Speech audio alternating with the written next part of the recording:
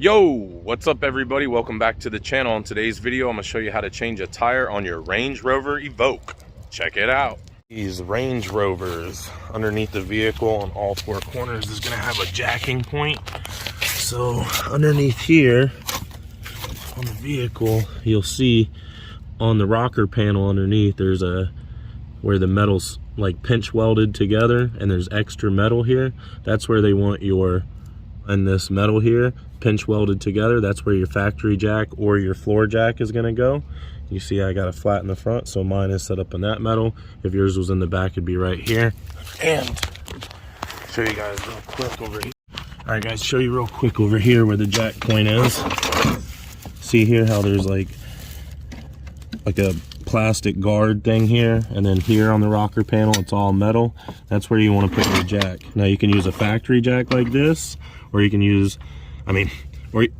a floor jack like this, or the factory jack. I'm going to use a big floor jack because I want to get this done quicker, but I'll show you also how to use the factory jack here in a second. But that is the jack locations for the vehicle.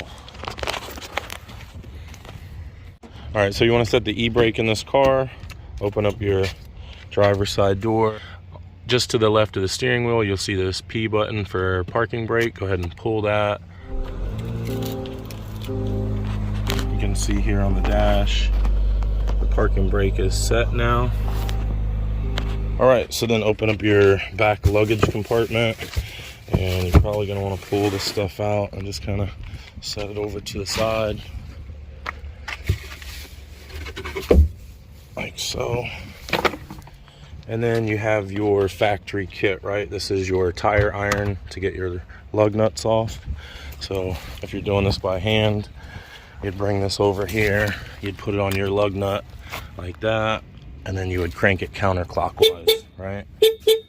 And that'll loosen it. So you can just put it on. If it's too tight, if you put it on and you can't get it loose by hand, just very carefully put your foot on it like so and push down. But you got to be careful when you do that, because this thing will want to come off and hit the rim and scratch it, and you don't want to do that. So be very careful. That's your factory tire iron there for your lug nuts. Then we have your factory scissor jack, right? These things are a death trap, so definitely make sure you got it on flat solid ground. This is the bottom. You wouldn't believe how many times I show up, somebody's got the jack like this. Okay, this is not the top, that's the bottom. This is the top. See the little notch in it here? That's what lines up with that pinch weld on the rocker panel that I showed you a minute ago. Then you got to take this little crank thing off here, and that's what cranks it up for you, or down for you, right? So bring it over here and show you kind of how it works. Okay, so like I said, I'm going to use a floor jack instead of the factory jack, but I'll show you here on the back how it needs to be used, right?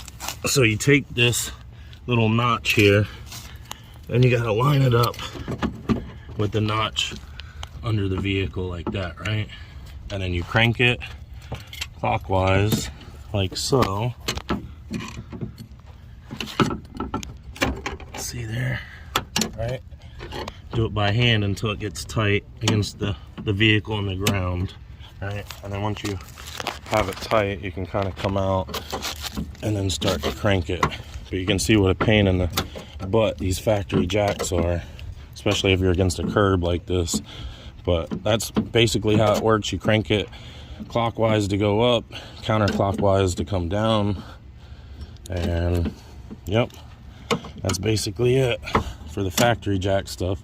I'm not going to use it because it takes too much time and it's a liability. If the vehicle falls, I got to pay for the repairs, and I don't really trust these factory jacks.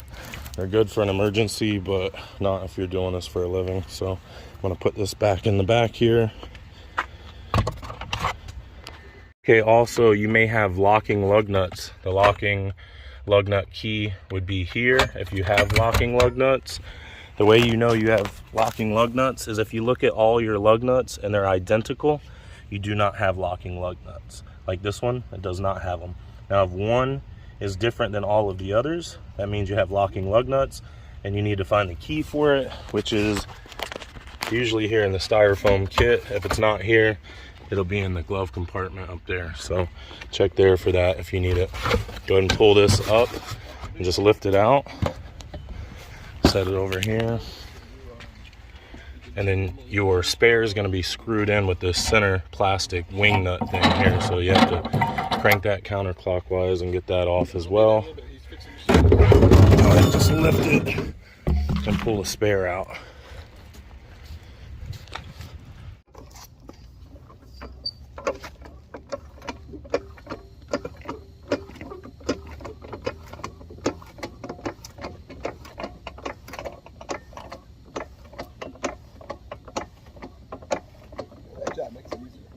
Oh yeah, way easier and safer. Way easier. Yeah. Alright guys, so like I said, I'm going to cheat and use an impact. If you have one as well, it's going to be 21 millimeter. And we'll go ahead and zip them off of there.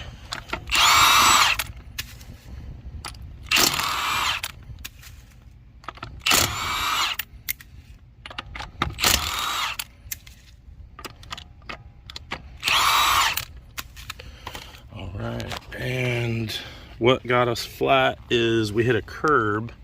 And you can see here, it just kind of slit the tire right there, right where it meets the rim.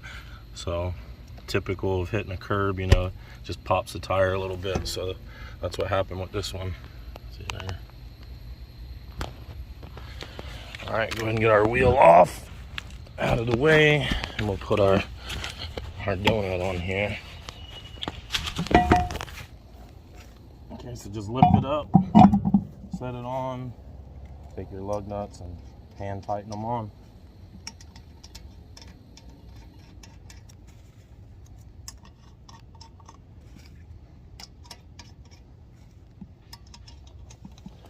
All right, so hand tightening it with the tire iron, just stick that on like so, and then just rotate it clockwise, like so, and then do a cross pattern, you know. You want to tighten them like that and then go around the world. That way it seats the wheel correctly.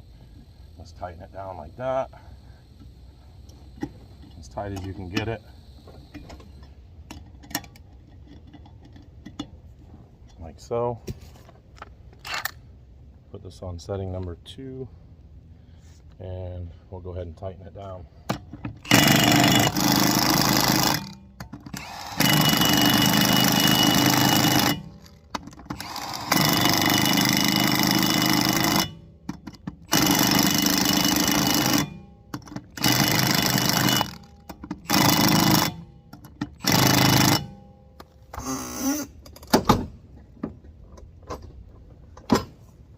Alright, and then if you're using a tire iron and you don't think that you've gotten it tight enough, just put it on like that and tighten it with your leg, pushing down like so.